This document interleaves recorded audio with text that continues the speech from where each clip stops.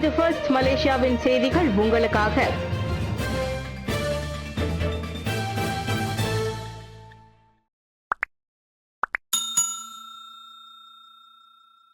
இந்திய சமூகத்திற்கான சிறப்பு முன்னெடுப்புகள் வாயிலாக 11,443 தொழில் முனைவோர் பயன்.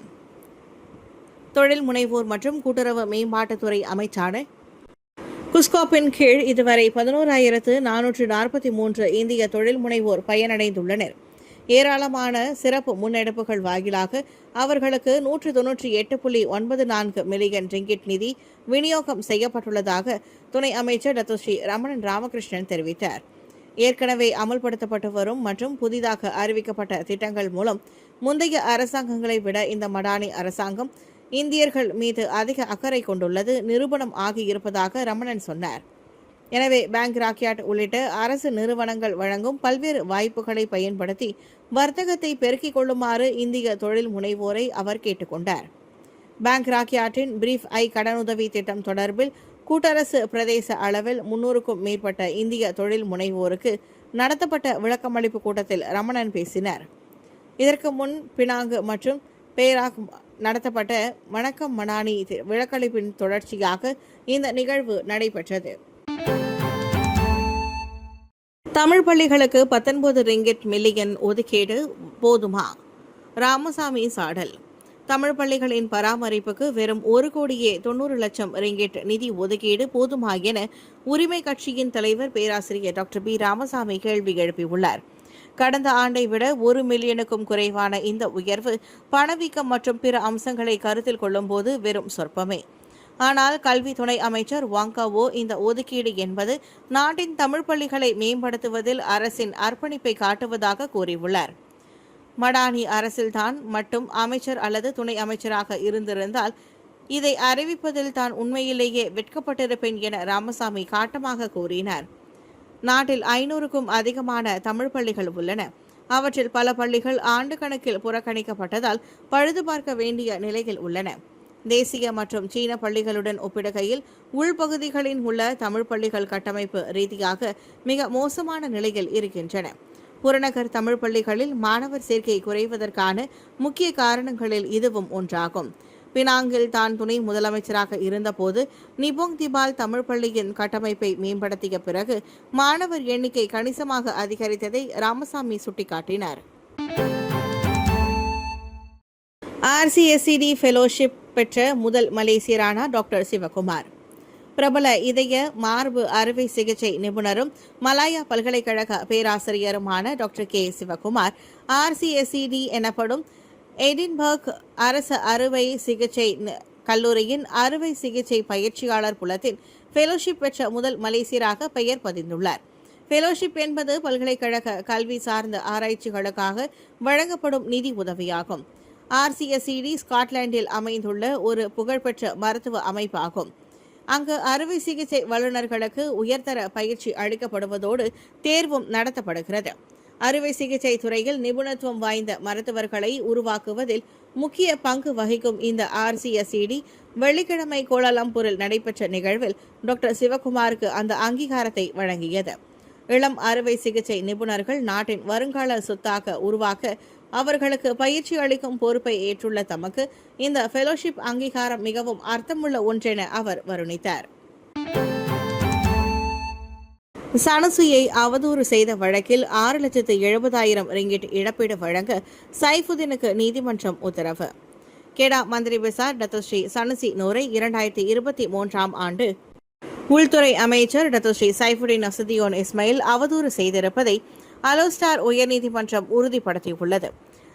எனப்படும் அரிய மண் தாது வளங்களை சனுசி திருடியதாகவும் மாரிஸ் என்றழைக்கப்படும் மலேசிய சாலை பதிவுகளின் தகவல் முறைக்கு ஒதுக்கப்பட்ட நிதியை முறைகேடு செய்ததாகவும் சைஃபுதீன் பேசியிருந்தார். அனுமானத்தின் அடிப்படையில் வெளியிடப்பட்ட அக்கூற்றுகளால் சனுசியின் நற்பெயருக்கு களங்கம் ஏற்பட்டுள்ளது. எனவே அதற்கு இழப்பீடாக சனுசிக்கு 6 லட்சம் ரிங்கிட்டையும் செலவு தொகையாக 70,000 ரிங்கிட்டையும் சைஃபுதீன் வழங்க வேண்டும் என நீதிமன்றம் உத்தரவிட்டது. அதே சமயம் 14 நாட்களுக்குள் ஒரு மலாய் பத்திரிகை ஒரு ஆங்கில பத்திரிகையில் சனுசியிடம் சைஃபுதீன் பகிரங்க மன்னிப்பு கேட்க வேண்டும். சனுசியிடம் அனுமதி வாங்கிய பிறகே அந்த மன்னிப்பு அறிக்கை வெளியிடப்பட வேண்டும் என நிபந்தனை விதித்த நீதிபதி அக்குற்றச்சாட்டுகளை சைஃபுதீன் திரும்பவும் கூற தடை விதித்தார். வெள்ளை நிற வேனில் முகமூடி அணிந்த ஆடவன் சிறுவனை கடத்த முயன்றானா? மலாக்கா போலீஸ் விசாரிப்பு. மலாக்கா புகித் பாருவில் 12 வயது பள்ளி மாணவனை வெள்ளை நிற வேனில் முகமூடி அணிந்து வந்த ஆடவன் கடத்த முயன்றதாக போலீசில் புகார் அளிக்கப்பட்டுள்ளது. ஆகஸ்ட் 12ஆம் தேதி மாலை 5 மணிக்கு மளிகை கடையிலிருந்து தனியாக சைக்கிளில் வீடு திரும்பும் வழியில் அச்சம்பவம் நிகழ்ந்துள்ளது. ஆனால் எப்படியோ தப்பித்து வீட்டுக்கு திரும்பி பெற்றோரிடம் நடந்தவற்றை அவன் கூறியதாக புகாரில் தெரிவிக்கப்பட்டது. அப்புகார் விசாரிக்கப்பட்டு வருவதை மலாக்கா தெங்கா போலீஸ் தலைவர் கிறிஸ்டபர் பத்தித் உறுதிப்படுத்தினர். எனவே தேவையற்ற யுகங்களை கிளப்பி பதற்றத்தை அதிகரிக்க வேண்டாம் என பொதுமக்களையும் அவர் கேட்டுக்கொண்டார். பணியாளர் திறன்களை வலுப்படுத்த HRD கார்ப் மடானி பட்டதாரி திட்டத்தை அறிமுகப்படுத்துகிறது. மனிதவள அமைச்சின் கீழ் இயங்கும் மனிதவள மேம்பாட்டு கழகமான HRD கார்ப் SGM அல்லது மடானி பட்டதாரி திட்டம் எனும் புதிய முயற்சியை அறிமுகப்படுத்தியுள்ளது. இத்திட்டம் பட்டதாரிகளின் திறன்களை மேம்படுத்தவும் நிறுவனங்களின் உற்பத்தி திறனை உயர்த்தவும் உதவுகிறது. இந்த திட்டத்தின் மூலம் பதிவு செய்யப்பட்ட முதலாளிகள் தங்களின் லெவி பங்களிப்பின் ஒரு பகுதியை கட்டமைக்கப்பட்ட பயிற்சி மற்றும் தொழில் வெளிப்பாடுகளில் செலவிட முடியும். இந்த திட்டம் பணியாளர்களின் போட்டித்திறனை உயர்த்துவதோடு பட்டதாரிகள் தொழில்துறைக்கு தயாராக இருப்பதையும் உறுதி செய்வதாக HRD கார்ப் தலைமை செயல் அதிகாரி டாக்டர் சையத் அல்வி முகமது சுல்தான் தெரிவித்தார். உயர்கல்வியை முடித்துள்ள மலேசிய பட்டதாரிகளுக்கும் SKM திறன் சான்றிதழ் நிலை 4 மற்றும் அதற்கும் மேற்பட்டவர்களுக்கும் இத்திட்டம் திறக்கப்பட்டுள்ளது. மாய்கா மகளிர் பிரிவு ஏற்பாட்டில் பாலர்பள்ளி ஆசிரியர்களுக்கு ஸ்டெம் பயிலரங்கு. மாய்கா தலைமையக கட்டிட நேதாஜி அரங்கில் நாடு தழுவிய அளவில் சுமார் 150 பாலர்பள்ளி ஆசிரியர்களுக்கு ஸ்டெம் எனப்படும் அறிவியல், தொழில்நுட்பம், பொறியியல் மற்றும் கணிதம் தொடர்பான பயிலரங்கம் வெகு சிறப்பாக நடைபெற்றது. மாய்கா தேசிய மகளிர் பிரிவின் தலைவி சரஸ்வதி நல்லதம்பி ஏற்பாட்டில் நடத்தப்பட்ட பயிலரங்கை சிங்கப்பூர் பல்துறை தொழில்நுட்ப கல்லூரியின் மூத்த விரிவுரையாளரும் ஆஸ்டி இளம் ஆய்வாளர் அறிவியல் விழா ஆலோசகருமான முனைவர் சுப்பிரமணியம் குருசாமி மற்றும் ஜொஹூர் தெமங்காங் இப்ராஹிம் ஆசிரியர் கல்வி கழகத்தின் முன்னாள் விரிவுரைஞர் சேதுபதி ராமசாமி ஆகியோர் வழிநடத்தினர். இந்த ஒருநாள் பயிலரங்கை மாலை 4 மணிக்கு மாய்கா தேசிய தலைவர் தான் ஸ்ரீ விக்னேஸ்வரன் நிறைவு செய்து வைத்தார். அவர் தமது உரையில் பாலர்பள்ளி ஆசிரியர்களுக்கு இதுபோன்ற பயிற்சியை ஏற்பாடு செய்த மாய்கா மகளிர் பிரிவை வெகுவாக பாராட்டினார். 5ஆம் ஆண்டு வேலை விசா மூலம் மலேசியர்கள் மற்றும் வெளிநாட்டினரை கவர்ந்தெழுக்கும் சரவாக். மலேசியாவிலும் வெளிநாடுகளிலும் உள்ள திறமையான நிபுணர்கள் விரைவில் சரவாக்கில் 5 ஆண்டு வேலை விசாவுக்கு விண்ணப்பிக்க முடியும்.